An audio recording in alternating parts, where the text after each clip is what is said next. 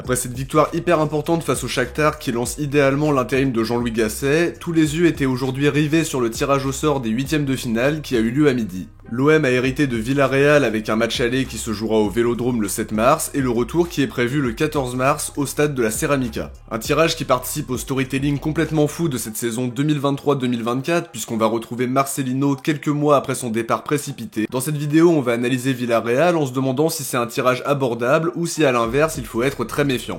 De votre côté, est-ce que vous considérez que Villarreal est un bon tirage pour les huitièmes de finale? Est-ce que vous pensez qu'on a nos chances pour aller chercher une place en quart? J'attends vos avis en commentaire.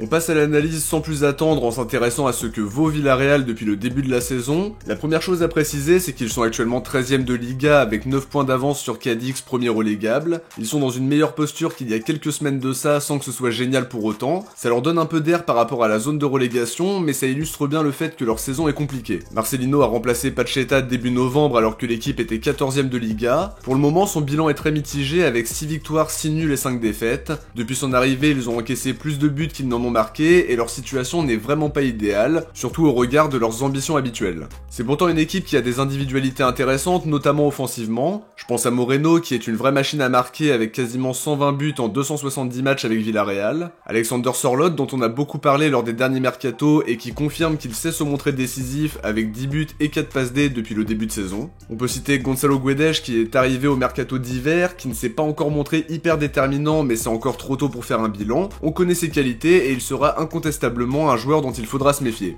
Ils peuvent aussi compter sur l'expérience de Morales qui du haut de ses 36 ans a quand même marqué 9 buts cette saison. Le gros coup dur pour eux côté absence c'est celle de Jérémy Pino, le jeune ailier est certainement l'un des meilleurs joueurs côté Villarreal et forcément c'est une absence de poids. Il est out jusqu'à la fin de saison après une rupture des ligaments croisés. À l'infirmerie il y a aussi Denis Suarez, Ramon Terratz, leur arrière gauche Pedraza, Juan Foyce qui est un défenseur de qualité mais qui est a priori blessé jusqu'à fin mars. En revanche défensivement ils ont récupéré Aïssa Mandi qui était blessé. À voir maintenant si Bailly sera disponible et si ce sera le moment des retrouvailles avec lui puisqu'il s'est blessé après avoir enchaîné les 4 premiers matchs depuis son arrivée, dont la victoire marquante 5-3 au Camp Nou.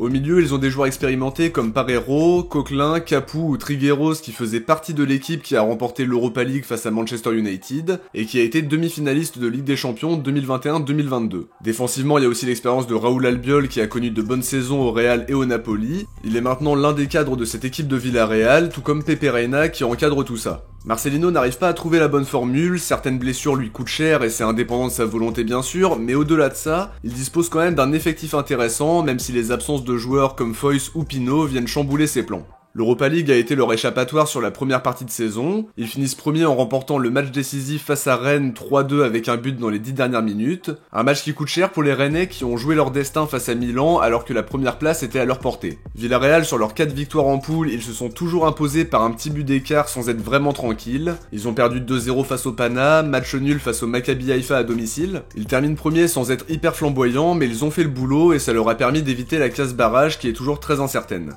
Si on fait le bilan de cette partie sur Villarreal, c'est une équipe qui manque de confiance. Marcelino n'arrive pas à trouver la solution jusqu'à présent et la situation n'est pas franchement meilleure qu'à son arrivée. Cela dit, c'est une équipe qui a connu 2 beaux parcours en Europa League récemment, avec un titre en C3, mais aussi et surtout un parcours jusqu'en demi-finale de Ligue des Champions. Plusieurs joueurs faisaient partie de ces 2 épopées et cette expérience du haut niveau peut clairement faire la différence dans un match décisif comme un 8ème de finale. Sur le système, Marcelino reste fidèle à son 4-4-2, vous vous en doutez, même s'il a parfois basculé sur un 4-2-3-1 sur certains matchs. Défensivement, ils font partie des pires défenses de Liga avec 47 buts encaissés. Seuls Grenade et Almeria font pire, mais Cadix, qui est premier relégable, en a encaissé 15 de moins, mais il marque aussi beaucoup moins. Offensivement, ils ont marqué plus de buts que la plupart des équipes qui sont mieux classées en dehors du top 5. Le gros problème de cette équipe, c'est l'équilibre parce qu'ils encaissent trop par rapport à ce qu'ils marquent. Leur pool d'Europa League est aussi un bon indicateur parce qu'ils ont pris 7 buts en 6 matchs. Le Pana leur en met 2, Rennes aussi au match retour. Le Maccabi a aussi marqué quand ils ont perdu 2-1. Ils sont en difficulté actuellement mais sur une double confrontation, tout peut se passer. Sur leur dynamique, ils ont fait match nul sur leurs 3 derniers matchs de championnat face à Cadix, Alaves et Retafe. C'est pas des adversités incroyables par rapport aux équipes équipes du haut du tableau. Ils auront l'occasion quand même de relancer leur dynamique en affrontant la Sociedad ce week-end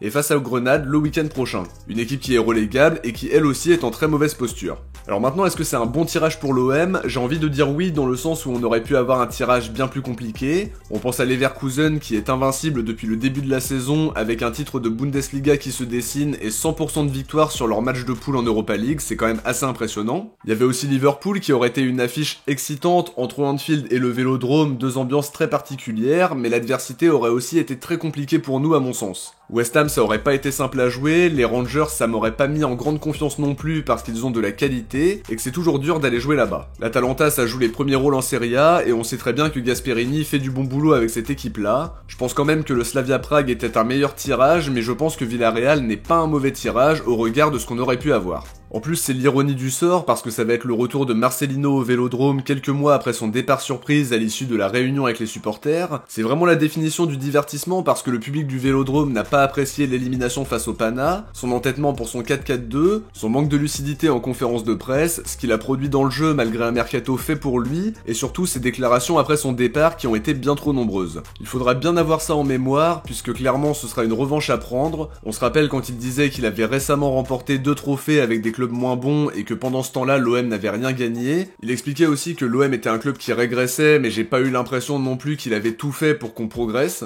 On se souvient aussi quand il a été interrogé récemment sur la possibilité de tomber sur nous lors du tirage au sort, il expliquait aussi que ça le dérangeait pas parce qu'il y avait des adversaires plus compliqués. On sent qu'il nous prend un peu de haut, il a multiplié les déclarations sur l'OM en sortant la sulfateuse et ça devenait vraiment lassant et même complètement ridicule.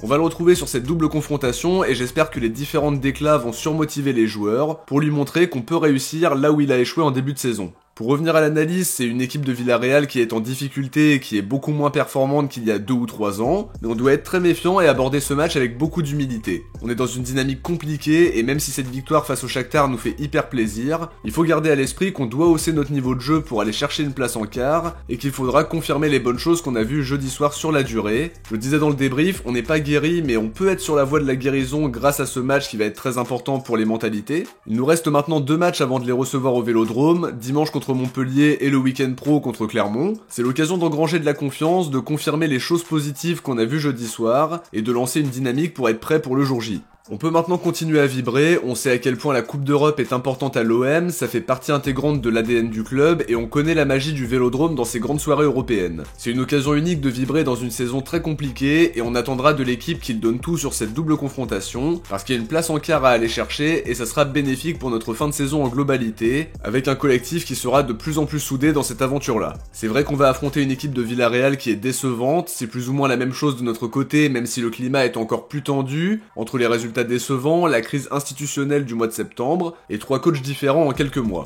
L'arrivée de Jean-Louis Gasset a eu son petit effet pour le match face au Shakhtar, il a réussi son entrée en matière et on espère que ça va s'améliorer au fur et à mesure des matchs. Déjà sur l'aspect mental, il a réussi sa première mission en remobilisant le groupe, mais il faut maintenant confirmer en championnat avec 2 matchs importants face à Montpellier et Clermont.